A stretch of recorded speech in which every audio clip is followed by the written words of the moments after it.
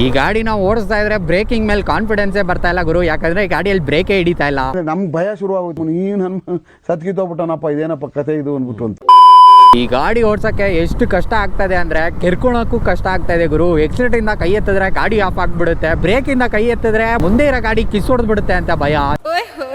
Hello ನಮಸ್ಕಾರ ಕರ್ನಾಟಕ, ಮತ್ತೊಂದು ವಿಡಿಯೋಗೆ ಸ್ವಾಗತ. ಇವತ್ತು ವಿಡಿಯೋದಲ್ಲಿ ಯಾವ ಬೈಕ್ ತಂದಿದ್ದೀನಿ ಅಂದ್ರೆ ದ ಹೀರೋ ಇಂಪಲ್ಸ್. ನೋಡಿ ಗುರು, ಏನ್ ಹಂಗೆ ಕುದುರೆ ತರ ಕಾಣಿಸ್ತಾ ಇದೆ ನೋಡಕ್ಕೆ ಈ ಗಾಡಿ. ಹೋಂಡಾದವ್ರದ್ದು ಕೊಲಾಬರೇಷನ್ ಎಂಡ್ ಆದ್ಮೇಲೆ ಹೀರೋ ಅವರು ಫಸ್ಟ್ ಬಿಟ್ಟಿದ್ ಗಾಡಿ ಅಂದ್ರೆ ಇಂಪಲ್ಸ್ 150ನೇ. ಈ ಗಾಡಿ ಡಿಸೈನ್ ಇನ್ಸ್ಪೈರ್ ಆಗಿರೋದು ಬಂದ್ಬಿಟ್ಟು ಹೋಂಡಾದಲ್ಲಿ NXR 150 ಬ್ರಾಸ್ ಅಂತ ಇದೆ ಗುರು. ಅದು ಬ್ರೆಜಿಲ್ ಅಲ್ಲಿ ಬಿಟ್ಟಿದ್ರು. ಆ ಡಿಸೈನ್ ನೇ ಹೀರೋದವರು ಇನ್ಸ್ಪೈರ್ ಮಾಡ್ಕೊಂಡು ಇಂಡಿಯಾದಲ್ಲಿ ಇಂಪಲ್ಸ್ 150ನ ಬಿಟ್ಟಿದ್ದು. ಅವಾಗ ಸೆಂಟ್ರ್ ರೋಡ್ ಅಲ್ಲಿ ಗಾಡಿ ಆಫ್ ಆಗ್ಬಿಡುತ್ತೆ ಗುರು. ಇದು ಹೊಡಿಯೋದು ಒಂದು ದೊಡ್ಡ ತಲೆನೋವು.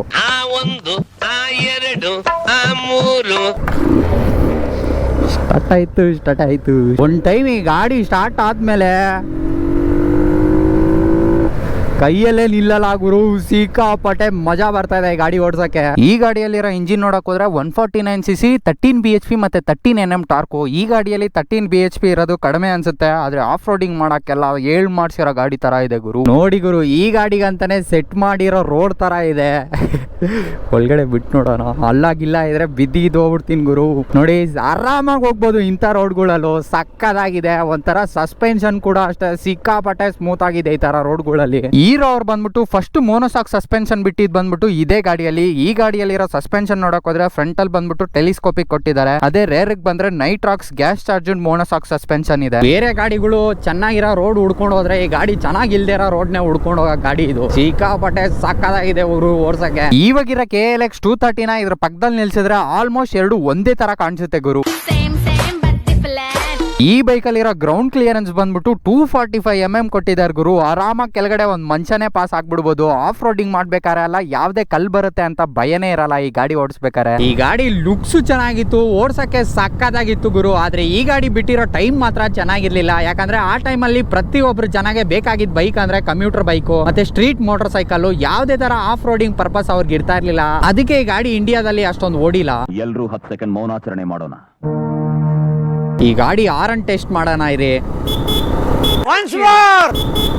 ನೋಡಿ, ಬೈಕ್ಗೆ ಎಕ್ಸಾಸ್ಟ್ ಬಂದ್ಬಿಟ್ಟು ಒಂಥರ ಮೇಲೆ ಕೊಟ್ಟಿದ್ದಾರೆ. ಏನಕ್ಕೆ ಮೇಲೆ ಕೊಟ್ಟಿದ್ದಾರೆ ಅಂದ್ರೆ ಆಫ್ ರೋಡಿಂಗ್ ಮಾಡ್ಬೇಕಾರೆ ಅಲ್ಲ, ನೀರಲ್ಲಿ ಹೋಗ್ಬೇಕಾರೆ ಕೆಳಗಡೆ ಇದ್ರೆ ನೀರು ಒಳಗಡೆ ಹೋಗ್ಬಿಟ್ಟು ಗಾಡಿ ಆಫ್ ಆಗ್ಬಿಡುತ್ತೆ. ಮೇಲೆ ಇರೋದ್ರಿಂದ ಒಂಥರ ನೀರು ಒಳಗಡೆ ಹೋಗದೆ ಇರೋ ತರ ಇರುತ್ತೆ, ಅದಕ್ಕೆ ಮೇಲೆ ಕೊಟ್ಟಿದ್ದಾರೆ. ಈ ಗಾಡಿ ಬಂದ್ಬಿಟ್ಟು ನಮ್ ಇಂಡಿಯಾದಲ್ಲಿ ಅಷ್ಟು ಓಡಿಲ್ಲ ಅಂದ್ರೇನು ಈ ಗಾಡಿಯಲ್ಲಿ ಒಂದು ಖುಷಿ ವಿಚಾರ ಏನಂದ್ರೆ ನಮ್ ಇಂಡಿಯಾಗ್ ಬಿಟ್ಟಿದ್ದು ಫಸ್ಟ್ ಆಫ್ ರೋಡಿ ಗಾಡಿ ಅಂದ್ರೇನೆ ಇಂಪಲ್ಸ್ 150ನೇ. ಇದು ನಾರ್ಮಲ್ 150cc ಬೈಕ್ ಅಲ್ಲ ಗುರು. ಹೀರೋದವರು ಮೋಟಾರ್ ಕ್ರಾಪ್ ಇಂಡಿಯಾದಲ್ಲಿ ಆಫ್ ರೋಡ್ ಅಡ್ವೆಂಚರ್ ಬಗ್ಗೆ ಯೋಚನೆ ಮಾಡಕ್ ಸ್ಟಾರ್ಟ್ ಮಾಡಿದಾಗೆ ಬಿಟ್ಟಿದ್ ಗಾಡಿ ಇದು.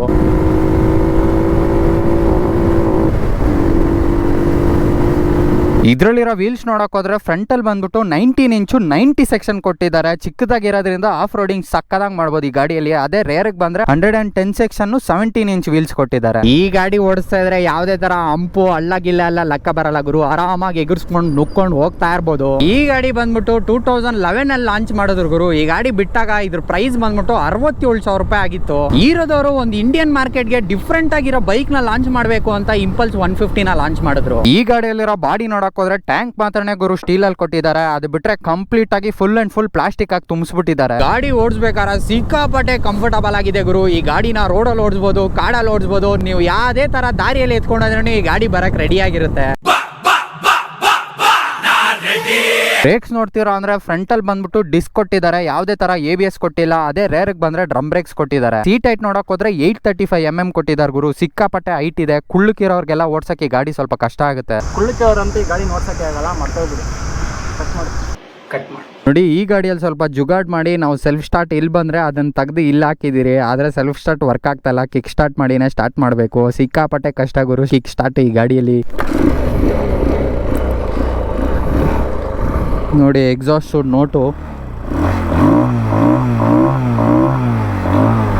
ಒಂದು ಕೋಟ್ ಓದ್ದೆ ಗುರು, ಸಕ್ಕದಾಗಿತ್ತು. We all stress too much for a life which can end any time ಅಂತ. ತುಂಬಾ ಜನ ಅವ್ರ ಲೈಫ್ ನ ಕಾಂಪ್ಲಿಕೇಟ್ ಮಾಡ್ಕೊಂತಾರೆ. ಆದ್ರೆ ದಟ್ಸ್ ನಾಟ್ ಲೈಫ್ ಗುರು. ಎವ್ರಿ ಸಿಂಗಲ್ ಸೆಕೆಂಡ್ ನ ಗಿಫ್ಟ್ ತರ ಅನ್ಕೊಂಡು ಎಂಜಾಯ್ ಮಾಡ್ಕೊಂಡು ಜೀವನನ ಖುಷಿಯಾಗಿ ಸಾಗಿಸ್ಬೇಕು. ಸಿಂಪಲ್ ಆಗಿ ಹೇಳ್ಬೇಕಂದ್ರೆ ಇರೋದೊಂದು ಜೀವನ.